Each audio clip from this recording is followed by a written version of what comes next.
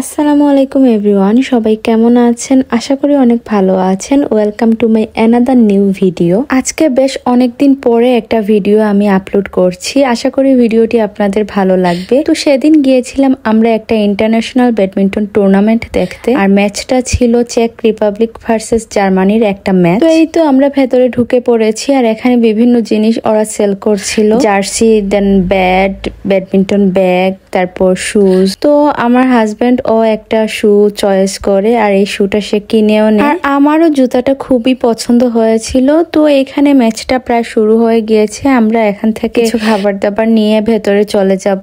দেন আমরা ভেতরে চলে যাই, আর আমরা একটা সিট চুজ করে বসে পড়ি।